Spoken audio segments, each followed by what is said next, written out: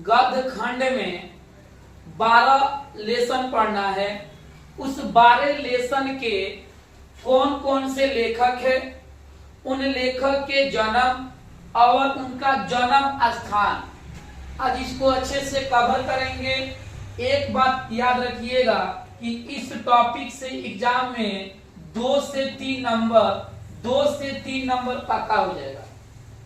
केवल इस 12 पाठ से लेखक के नाम, लेखक के जन्म स्थान, इससे बहुत अच्छा 2 से 3 नंबर कंप्लीट हो जाएगा। इसके बाद हम काव्य खंड लाएंगे। आज का केवल टॉपिक गद्य खंड है जिसमें 12 लेसन है। उसके बाद आपका किस लेखक की कौन सी किताब है वो सब लेकर आएंगे। पहले इसको कवर करते हैं। सबसे पहला लेसन का नाम है श्रम विभाजन और जाति प्रथा। देखिए लेसन पहला है श्रम विभाजन और जाति प्रथा। श्रम विभाजन और जाति प्रथा के लेखक, श्रम विभाजन और जाति प्रथा के जो लेखक है वह भीमराव अंबेडकर है। अब इसको याद कैसे रखेंगे सुनिएगा।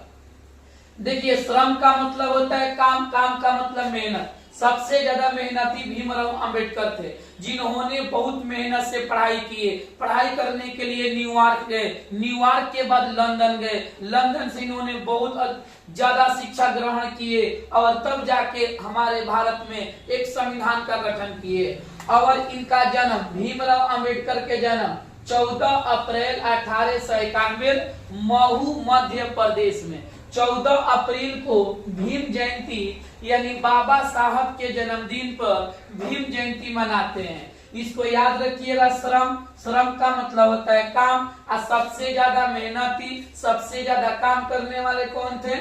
बाबा साहब भीमराव अंबेडकर थे। 2 नंबर पर आता है 20 के दांत। 20 के दांत के जो लेखक है वह नलिन बिलोचन शर्मा है। नलिन बिलोचन शर्मा है। देखिए इस नौ को हटा दीजिए तो ये आता है नली। और देखिएगा बबुआ, जो मतलब नली होता है ना, उस नली में कचड़ा बहता है। कचड़ा एक प्रकार के विष होता है। तो नली में क्या बहता है? विष बहता है, यानी नली में कचड़ा बहता है। तो 20 के दांत के लेखक कौन है? नली से याद रखिएगा, नलिन बिलोचन शर्मा। इनका जन्म 18 फरवरी 1916 बदरघाट पटना, बदरघाट पटना जो बिहार में है।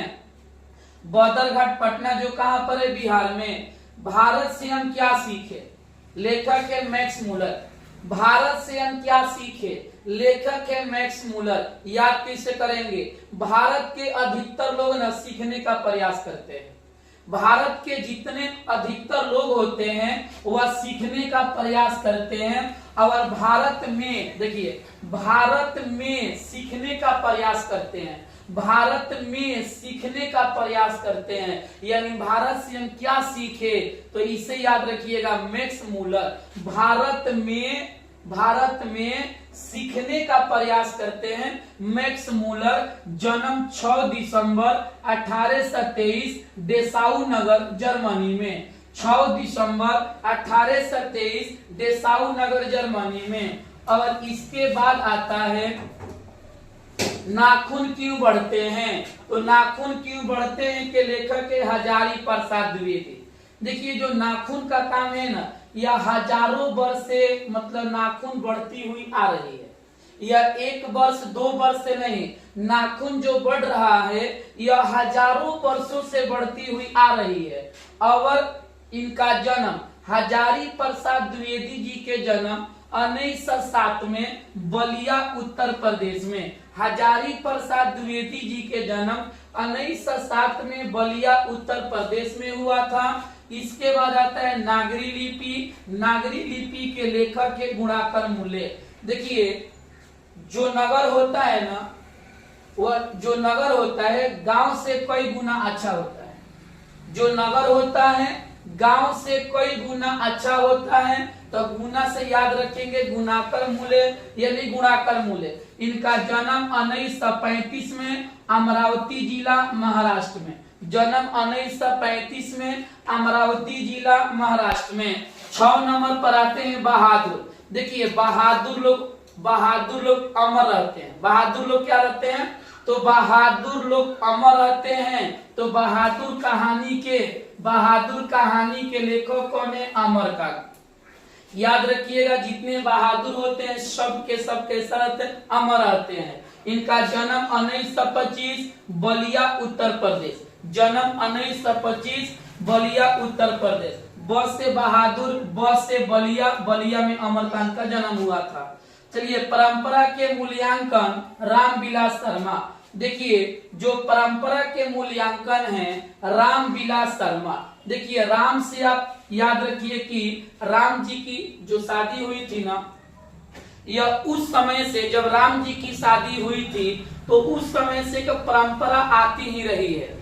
जिस प्रकार से राम जी की शादी हुई थी उसी परंपरा के अनुसार आज भी गांव में लोगों के घर शादियां होती है। तो परंपरा से हम लोग याद रखेंगे कि राम जी के शादी के परंपरा के अनुसार हम लोग गांव में शादी ब्याह देखते हैं। तो परंपरा के मूल्यांकन के जो लेखक है वह रामविलास कौन है? शर्मा जी है। इनका जन्म 10 अक्टूबर 1912 उन्नाव उत्तर प्रदेश में जीत में निरखत हूँ।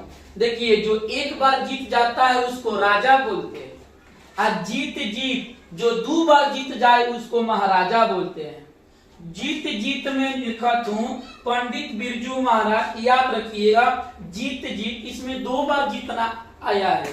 तो जो एक बार जीते उसे राजा कहते हैं, और जो बार जीते उसे महाराजा कहते हैं। तो जीत यहाँ पर 2 बार जीत है, तो जो 2 बार जीतेगा उसको महाराजा कहेंगे। जन्म 4 फरवरी 1938 लखनऊ उत्तर प्रदेश में।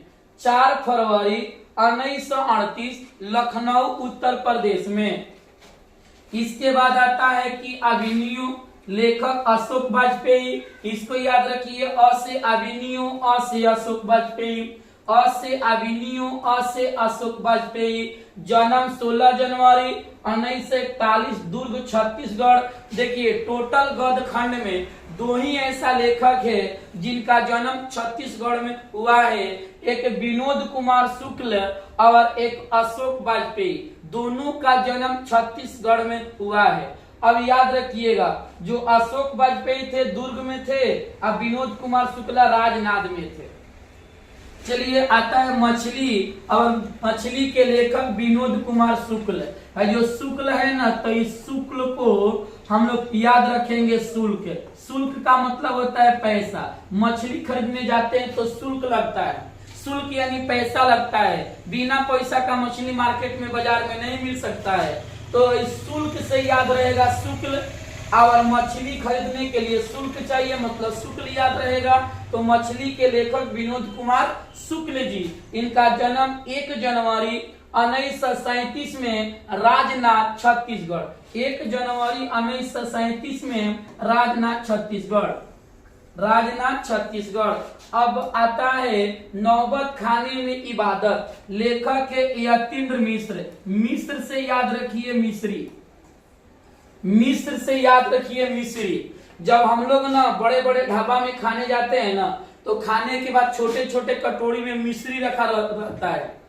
जब बड़े बड़े ढाबा में खाने जाते हैं तो खाने के बाद छोटे छोटे कटोरी में ना मिश्री रहता है। आदमी लेकर 2-4 गो लेकर उसमें फाँकते रहते हैं। तो याद रखिए ना कि जब हम लोग ढाबा में खाने जाते हैं तो खाने के बाद का मतलब कटोरी में से का निकल लेते हैं मिश्री। तो खाने से मिश्री से मिश्र, इसे याद रहेगा यतीन्द्र मिश्र। नौबत खाने में इबादत, उनके लेखक कौन है? यतीन्द्र मिश्र। जन्म 1977 अयोध्या उत्तर प्रदेश। जन्म 1977 अयोध्या उत्तर प्रदेश। अब आता है शिक्षा और संस्कृति। शिक्षा और संस्कृति के जो लेखक है ना, महात्मा गांधी है।